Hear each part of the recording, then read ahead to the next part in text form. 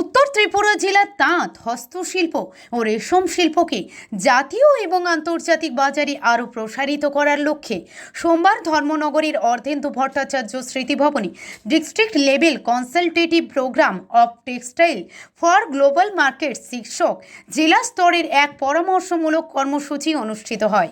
ত্রিপুরা সরকারের handloom, handicrafts ও sericulture দপ্তরের উদ্যোগে এবং ভারত সরকারের বস্ত্র মন্ত্রকের সহযোগিতায় এই অনুষ্ঠানের আয়োজন করা হয়।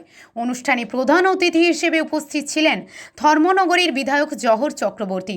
এছাড়া উপস্থিত ছিলেন জেলা পরিষদের সভাধিপতি অপর্ণা নাথ, হ্যান্ডলুম, হ্যান্ডিক্রাফটস ও সেরিকালচার দপ্তরের অতিরিক্ত সচিব ও অধিকর্তা অজিত শুক্ল দাস, ধর্মনগর পৌর পরিষদের চেয়ারপারসন মিতালি রানী দাস সেন, দপ্তরের অন্যান্য আধিকারিক এবং জেলার বিপুল সংখ্যক তাঁত ও হস্তশিল্পী।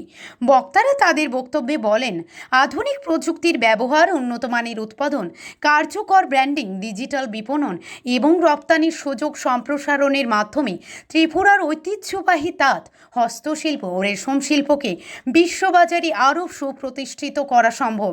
পাশাপাশি শিল্পীদের দক্ষতা বৃদ্ধি, সরকারি সহায়তার বিভিন্ন প্রকল্প এবং ভবিষ্যৎ কর্মপরিকল্পনা নিয়েও বিস্তারিত আলোচনা হয়। এই কর্মসূচির মাধ্যমে জেলার শিল্পীদের আত্মনির্ভরশীল করে তোলা এবং তাদের উৎপাদিত পণ্যকে বৃহত্তর বাজারের সঙ্গে যুক্ত করার লক্ষ্যে সরকার আরও কার্যকর পদক্ষেপ গ্রহণের বার্তা দেওয়া হয়। ধর্মনগর প্রতিনিধির রিপোর্ট, প্রতিদিন ত্রিপুরা।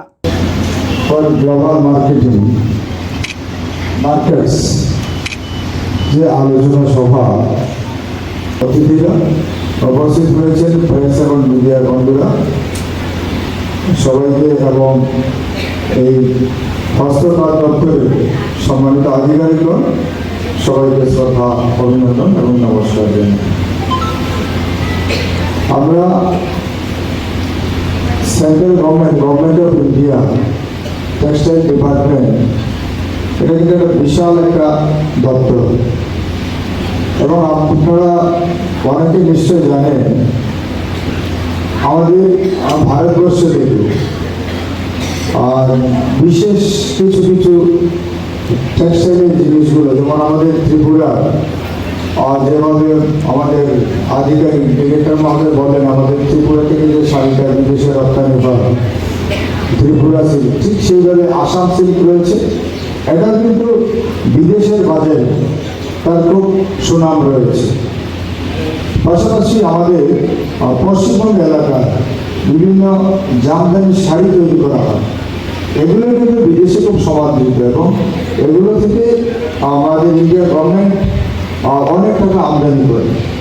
কারণ যাদববাবু যে কথাটা বললেন, আমিও টেক্সটাইল ফ্যাক্টরি কিন্তু ব্যবসার সঙ্গে যুক্ত রয়েছি। আমি সেই 1990 থেকে টেক্সটাইল বিজনেস রয়েছে ধর্মনগরে, আমাদের পারিবারিক ব্যবসা রয়েছে, আপনারা জানেন।